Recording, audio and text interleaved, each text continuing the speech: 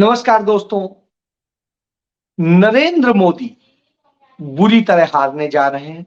इस बात का शायद उन्हें एहसास हो गया है और नरेंद्र मोदी इतना डर गए हैं कि वो डर के कारण तमाम वो हरकतें कर रहे हैं जिन्हें उल-जलूल कहा जाता है या लोकतंत्र में उन्हें अलोकतांत्रिक कहा जाता है। डेमोक्रेसी के खिलाफ कहा जाता है, तानाशाही पूर्ण रवैया कहा जाता है। नरेंद्र मोदी इतना डर गए हैं कि देश भर के जितने भ्रष्ट लोग हैं उनके साथ वो गठबंधन करने को तैयार है या उन्हें अपनी पार्टी में समा लेना चाहते हैं।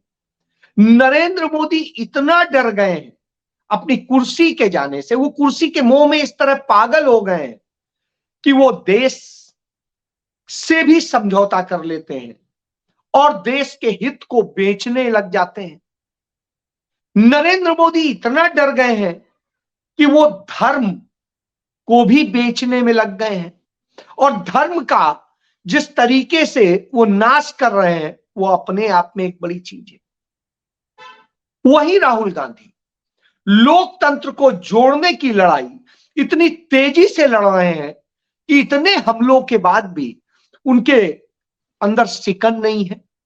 सब कुछ जानते हुए भी वो उस तानाशाही से भी लड़ रहे हैं, उस अराजकता से भी लड़ रहे हैं और उन हालात से भी लड़ रहे हैं जो चारों तरफ से घेरे हुए हैं और तमाम सारी मोदी एजेंसी से भी लड़ रहे हैं और जनता के बीच जनता की बात कर रहे हैं। और ऐसे में उनके सारथी बनते हैं तेजस्वी यादव।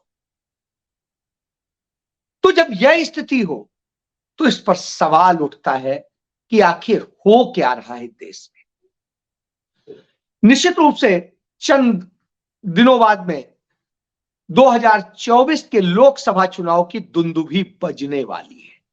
यह दुंदुभी बजे उसके पहले होता क्या है यह आप देख लीजिए कि जिस तरह से आशंका व्यक्त की जा रही, जिस तरीके से नरेंद्र मोदी की पूरी पार्टी और उनके लोग लगे हुए हैं कि अब की बार 400 पार, फिर से तीसरी बार मोदी सरकार, इस तरह के जब वो नारे देते हैं तो निश्चित रूप से इस देश के लिए दुर्भाग्यपूर्ण होता है। ये संसद में नरेंद्र मोदी अपनी सीटों का जिक्र करते हैं, इससे बड़ा और दुर्भाग्यपूर्ण कुछ नहीं हो सकता। निश्चित रूप से कोई भी पार्टी चुनाव में जाती है तो अपने जीतने की उम्मीद लेके जाती है, जानी भी चाहिए, सकारात्मक है। उसे यह अपने लोगों को यकीन भी दिलाना चाहिए कि हाँ वही जीत रहे, इसमें भी कोई बुराई नहीं। उसके लिए सारे प्रयास करने चाहिए, इसमें भी कोई बुराई नहीं। लेकिन क्या सत्ता में बैठकर दूसरे तमाम प्रतिद्वंदियों को कुचल देने, मार देने को लोकतंत्र कहते हैं? ये लोकतंत्र तो नहीं होता, ये लोकतंत्र है। लोकतंत्र के बूते नरेंद्र मोदी आज प्रधानमंत्री हैं और प्रधानमंत्री रहते हुए वो राजसी सुख उठा रहे हैं जो कि कभी आज तक हिंदुस्तान के किसी भी प्रधानमंत्री ने नहीं उठाए।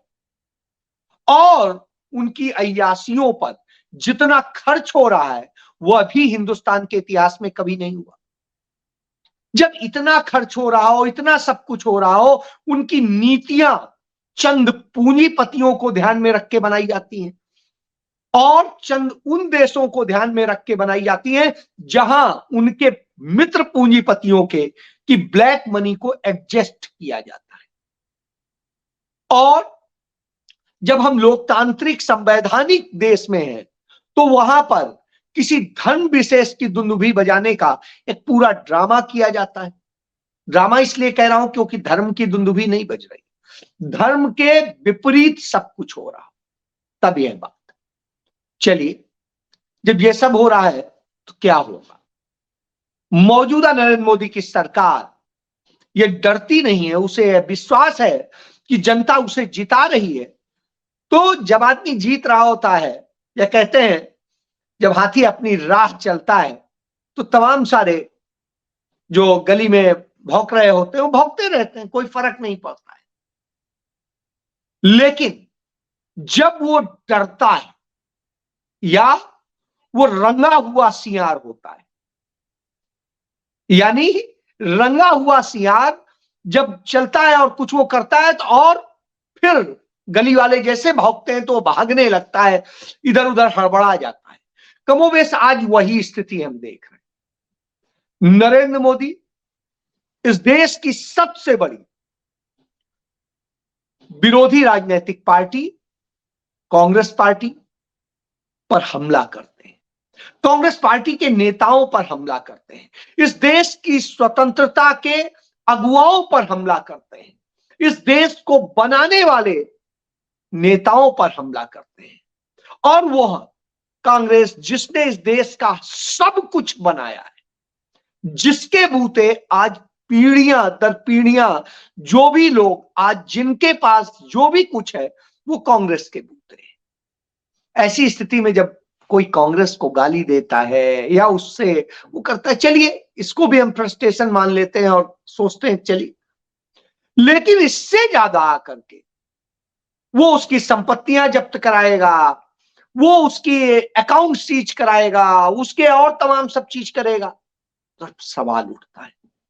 यही किया नरेंद्र मोदी। कांग्रेस पार्टी का और कांग्रेस पार्टी की यूथ विंग का जो सबसे ज्यादा लड़ाई लड़ती है, सबसे आगे रहती है, वो युवाओं का, उसके अकाउंट सीज करा दिए।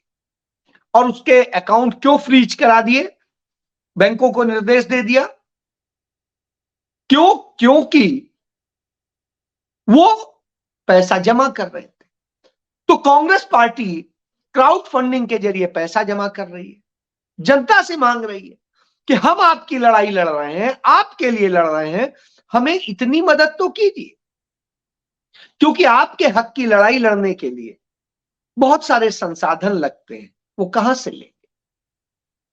जनता मदद को आई, मैंने स्वयं मदद की और बड़ी मदद की, जो उनके बड़े बड़े लोग नहीं कर रहे थे उससे भी ज्यादा करी। और इसके बाद में जब हमारे पैसे हमने दिए अपनी जेब से, हम सिटीजन हैं, इस देश के मतदाता हैं, उस पैसे को जब्त कर लिया जाता है और कहा जाता है कि 210 करोड़ रुपए आप पे पेनाल्टी लगा दी, इनकम टैक्स। क्यों भाई? भारत का जो आईटी एक्ट कहता है, नरेंद्र मोदी पे या भाजपा पे तो आज तक कभी नहीं लगा, या किसी भी राजनीतिक पार्टी पर कभी नहीं लगा। ये क्या हो रहा है? जब भारत का आईटी एक्ट कहता है कि 13A जो उसकी धारा है, उसके तहत किसी भी राजनीतिक पार्टी को 1 रुपया इनकम टैक्स नहीं देना है, क्योंकि वह कोई व्यवसायिक काम नहीं कर रहे, वो इस देश की जनता के लिए राजनीति कर रहे हैं। और जब उसके लिए करते हैं तो साहब फिर इसके बाद में कैसे? तो जब ये होता है निश्चित रूप से चिंताजनक होता है। और इसी को लेकर के जब इस तरह की हरकत होती है कि ये होता है, फिर आप कहते हैं 29 में यह जरूर व्यवस्था है कि यदि आप समय से अपना रिटर्न नहीं दाखिल करते हैं तो आपको नोटिस जारी किया जाएगा। करिए नोटिस। लेकिन आप अकाउंट जब्त कर लेंगे, फ्रीज कर देंगे और कहेंगे 210 रुपया पेनाल्टी दी। और किस बात पे दीजिए कि 14 लाख कुछ रुपया कांग्रेस पार्टी के सभी सांसदों और विधायकों ने जो अपनी सैलरी का आपको डोनेशन किया था, वह डोनेशन के पैसा का आपने टाइम से 15 दिन लेट जो है जमा किया, उसकी सूचना इसलिए आप 210 करोड़ दी। यानी हमारे को जरूरत थी, हमारे लोगों ने, जो विधायक चुने गए विधायक हैं, चुने गए सांसद हैं, उन्होंने 14 लाख कुछ करोड़ रुपया जो लाख रुपया जो जमा किया, उस पे 210 करोड़। हम 14 लाख जमा कर रहे हैं, 210 करोड़ तुम्हें दे दे। हमने अभी क्राउड फंडिंग की, उसमें भी उसका आधा चौथाई कुछ नहीं आया, आप दे दे। तो इस तरह की स्थिति है। तो ये क्या दिखाता है? ये दिखाता है आप इतना डर गए हैं कि आपके बस में नहीं रह गया है राजनीति करना। आप 400 पार के नारे को पूरा करने के लिए इस हद तक उतर आए और ये तब कर रहे हैं जब चुनाव सिर पर है। आप याद करिए, यह कोई नया मामला नहीं है। 2019 के चुनाव के पहले जो सांसदों और विधायकों ने यह डोनेशन दिया था, उस डोनेशन के मामले में ये कह रहे हैं। तो उस समय चुनाव का वक्त था, चुनाव चल रहा था, इसलिए 15 दिन डिले हुआ था, क्योंकि पूरा डिटेल कलेक्ट करके आपको जो लिख के देंगे, यदि गलत देंगे तो भी आप एक्शन करेंगे। तो इसलिए सारी चीजें इकट्ठा करने में थोड़ा वक्त लगता है कि कितना हुआ। उस चीज को लेके यह हालत है। और इस हद तक उतर आए कि अभी तक आपने कुछ नहीं किया, अचानक 2024 के चुनाव के चंद पहले आपने किया, जिससे कांग्रेस पार्टी अपनी चुनावी गतिविधि ना कर सके, और यह भी कांग्रेस को पता भी नहीं चला। इसके लिए क्या किया, सीधे बैंक को आदेश दे दिया कि फ्रीज कर दीजिए। जब उन्होंने जिनको चेक दिए थे वो गए, उनके चेक डिसऑनर होने लगे, तो उन्होंने कहा भाई साहब ये चेक क्यों डिसऑनर हो रहा है। तो पता किया, तो पता चला बैंक से कि साहब चूंकि उन्होंने फ्रीज कर दिया है तो आपके चेक का पेमेंट ही नहीं हो। तो किसी की सैलरी रुक गई, किसी का कुछ और पेमेंट रख गया, बिजली के बिल, जो और टैक्सेस लगते हैं और चीजें लगती हैं वो सब रुक गए, सारे काम रुक गए। किसी कर्मचारी की सैलरी न जा पाए, किसी का कुछ न जा पाए, यह कौन सी स्थिति है। तो ऐसी स्थिति में जब ला के खड़ा कर दिया सरकार ने, तो आप समझ सकते हैं कि नरेंद्र मोदी कितना डर गए। और इस डर में तो कांग्रेस पार्टी इसके खिलाफ इनकम टैक्स ट्रिब्यूनल जो कोर्ट होता है उसमें गए। उस ट्रिब्यूनल ने बुधवार तक के लिए फ्रीज का जो आदेश था सरकार का, उसे रोक लगा दी है। लेकिन फिर बुधवार के बाद क्या होगा नहीं होगा, आगे की स्थिति है। कांग्रेस पार्टी ने अपना जवाब दाखिल किया है और बाकी जवाब दाखिल कर रहे हैं, बहस करने को तैयार है कि हमारा इसका ट्रायल कराइए। तो जबरदस्ती एक तरफा कार्रवाई। तो यह हालात में लाके देश को खड़ा कर दिया। वहीं दूसरी तरफ आप देखिए, जितने भ्रष्ट हैं उन सबको भारतीय जनता पार्टी अपने में समाहित कर लेती है, जिन पे आरोप लगाती थी कर लेती है। आपने महाराष्ट्र का देखा ही, महाराष्ट्र के जितने भ्रष्ट नेता कहलाते थे, जितने भी, वो सारे अब या तो भाजपा में है या भाजपा की सहयोगी जो सत्ता में है, जिसके मुख्यमंत्री या डिप्टी सीएम है, उनके साथ आ गए। तो साफ मामला ठंडा हो गया। और खुद जो डिप्टी सीएम और सीएम है वो भी भ्रष्टाचार के आरोपी है। फिर उसके बाद में राज्यसभा का टिकट उन्हें दे दिया जाता है जो भ्रष्टाचार के आरोपी हैं। और साहब इस तरह से वहां पर भी होता है, उत्तर प्रदेश में भी होता है, दूसरी जगह भी होता है, सब जगह है स्थिति। इसी तरह पश्चिम बंगाल के जितने भ्रष्ट नेता थे वो सब धीरे धीरे भारतीय जनता पार्टी में आ गए। इसी तरीके से बंगाल का हम देख ही चुके हैं। बंगाल के बाद में असम का देख चुके हैं कि किस तरह से सबसे भ्रष्ट जिन्हें बताते थे वो हेमंत बिस्वा शर्मा इनके मुख्यमंत्री। और ये स्थिति एक जगह नहीं है, यही स्थिति हरियाणा में है, यही स्थिति उत्तर प्रदेश में है, यही स्थिति दूसरी जगह। कल उत्तर प्रदेश में एक गैंगस्टर को इन्होंने भारतीय जनता पार्टी में शामिल करा लिया, गैंगस्टर। इसी तरह से कहीं बलात्कारियों को शामिल करा रहे, कहीं किसी को कर रहे, कहीं अपने परिवार का उत्पीड़न करने वाली उस महिला को ये अपने पार्टी में शामिल करा लेते हैं जो अपने सास ससुर को मारती थी। इसी तरीके से तमाम सारे आचरण करने वाले, और वो लोग भारतीय संस्कृति बताते हैं, सभ्यता बताते हैं। आज मुझे याद आता है श्रीमती इंदिरा गांधी 1977 में चुनाव हार गई थी। हारने के बाद में ठीक है, जनता ने उन्हें जवाब दिया। उसके बाद में जब उनका उत्पीड़न करना शुरू किया गया, जनता पार्टी सरकार बनी तो उसने सीबीआई का दुरुपयोग किया, फर्जी भ्रष्टाचार का मुकदमा दर्ज किया।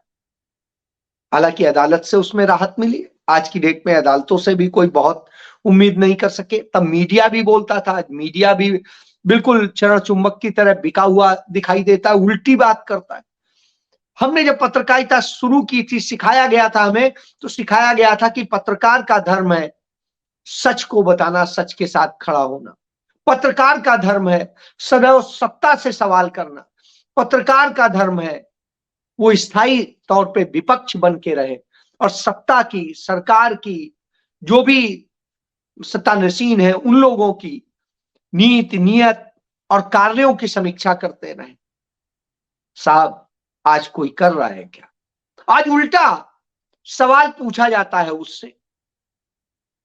खराब सामान देने वाले दुकानदार को नहीं दोषी ठहराया जाता है, उसे पैसा देके खरीदने वाले को दोषी ठहराया जाता है।